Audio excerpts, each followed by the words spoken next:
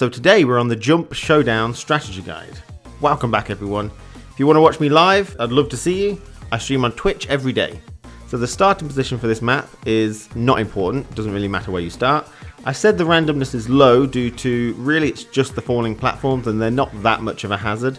As far as I can tell, if you get isolated, you can always jump off before you're massively isolated. So I said the technicality is medium because you need to be good at jumping. You might have to do some jump dives from one platform to another, and you need to keep the rhythm and the pattern of both the batons in your head. You need to understand when they're going to sync up, when you need to go under, when you need to jump over, and that type of thing.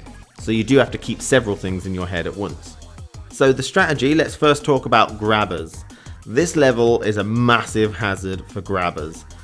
Getting grabbed on this level, unfortunately, is almost always a loss for you. Most of the time, it'll take the grabber with it. So it's really not a great strategy, but you can't stop people from doing it. And unfortunately, there's hardly any space in this particular level, so you can't get away from people.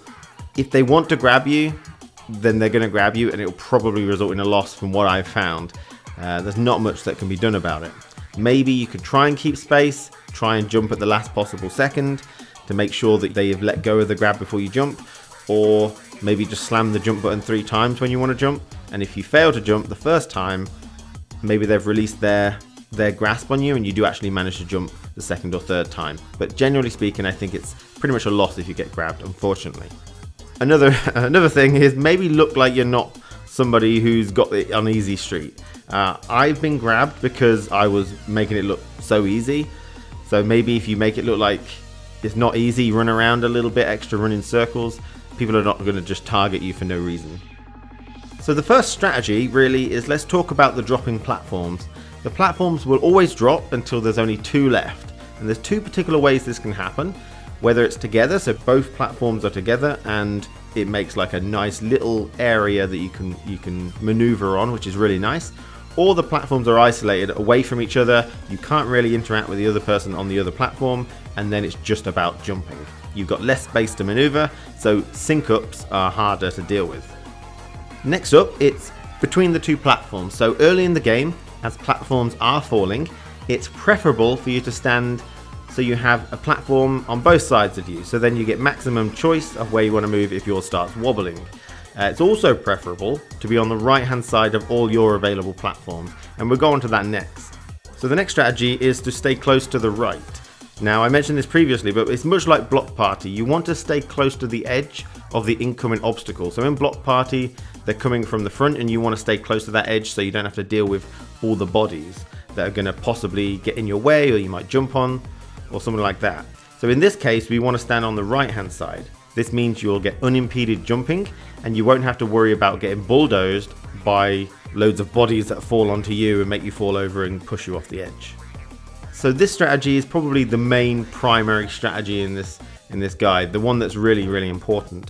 The golden baton timing. So understanding this will help you a lot in this level. So the lower baton, it speeds up over time, and this means that the pattern between the upper and lower one is always changing, and sometimes they sync up. So at the start of the game, you get half rotation of the lower baton per upper baton. So when the upper baton does one particular rotation, the lower one's done half. And then that speeds up to a full rotation for the lower one per upper one. And then it's the lower baton does 1.5 rotation, and then it's 2 times, and then it's 2.5, and then it's 3 times, and so on. So we can use this knowledge that it kind of speeds up like that to track and predict both baton paths.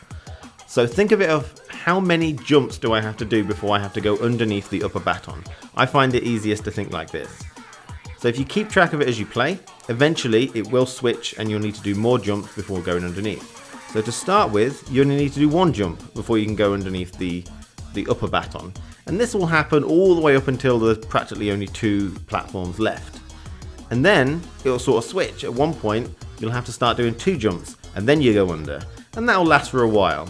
And then it'll suddenly go to 3 jumps, and then you have to go under. And that'll last for a while. And then it'll be 4 jumps, and so on and so on. I'm gonna have to go over here, jump over there. So it's about going right and then left a bit. I'm gonna go left a bit and then right a bit. I'm gonna make sure I go underneath. No one's grabbing me. I mean, the problem with this strategy could get pushed off. I'm going to have to go over here. Okay, and then over here. Yeah. I think we're going to have to go over here. And then, so it's like two which are synced and then one that isn't synced. Like that. So, yeah, got to be careful about that. Soon I'll be able to go underneath, but I'm not sure.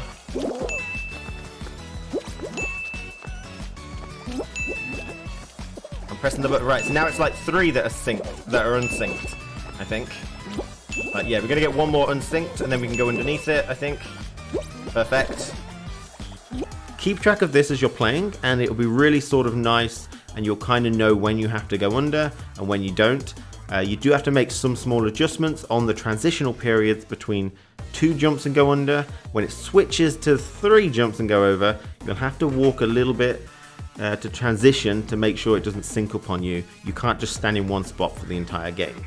But by thinking about it like this, I think it makes it a whole lot easier to wrap your head around it. So now we're on to our tips and tricks section. The first tip is clockwise platform jumps. So you'll find it easier if you need to jump from one platform to another over a gap if you're jumping in the baton's flow. So that means clockwise. So you're not jumping against the batons. If you have a choice, you always want to jump clockwise. And it's always better to jump on the inner circle because there's less of a gap there, of course. The second tip is the inner ring or the outer ring. So using the inner or outer part of the main walkway, both have positives and negatives. So the inner ring, the positive is that the lower bar is slower on the inner section. So you have more reaction time and less chance to be flung, okay, because it's not moving as far. But the negative is that the lower bar syncs up a lot more with the upper bar for a longer time because it's moving a little slower at the inner section. Now the outer part of the walkway, the lower bar syncs up with the upper bar for a shorter time. That's a really good deal. However, the negative is that the lower bar moves at a greater speed here, so you've got less reaction time and more likely to be flung off if you're caught. So what does this really mean? So what this means is for the early game, the inner walkway is preferable. It's going to be slower, you've got plenty of time to react. It's generally a safer place to be. However, from the mid game to the late game onwards, the outer ring is necessary. The outer part of the walkway is necessary. And the reason for this is sync-ups are dangerous. They're basically a way for you to lose. So you need to make sure it's not synced up for very long at all. And the distance needed to compensate for a sync-up in the inner ring is too much. For the outer ring, because it's synced up for less time, you only need a fraction of a walk in order to desync it again. So the outer ring is necessary when you get to the mid game to the late game. So you should always be on the outer part of the walkway from the mid game onwards. So that is it for the strategy and tips and tricks for Jump Showdown. Thank you for watching. I stream on Twitch every day. If you want to watch it live, I'd appreciate you to be there. That'd be great. You can join in some games if you want. But thank you for watching this video more importantly. And take care of yourself. And I'll see you again next time. Yay! Yeah! Right, so my plan is stay away from people, jump over these things. If you want to jump, like you can stay in the middle. If you stay in the middle, then the barriers move slower for people in the middle. I'm in a bit of an awkward situation, but right. God, that is slow. Holy crap. Okay, so that's okay. I'm probably gonna jump over here nice and quick. So you want to sort of stay in the middle-ish. Okay, so there's one over there, and I guess no one wants to go over to that one, because if you go over to that one, I think you could make it from here to there. But you always want to go anti-clockwise. Oops, a daisy. Okay. No one's being aggressive yet. Right, yeah, so if you want to jump from one platform, there's no point going anti-clockwise like this. You need to jump clockwise, sorry. That's the way it works. Like, I wouldn't be able to jump from this platform to the shaking one like this, because I'd bang into things. Okay, that was close. Alright. What's my camera doing? That's weird. Are both of these going to be stable, or...? Alright, we've got to be careful.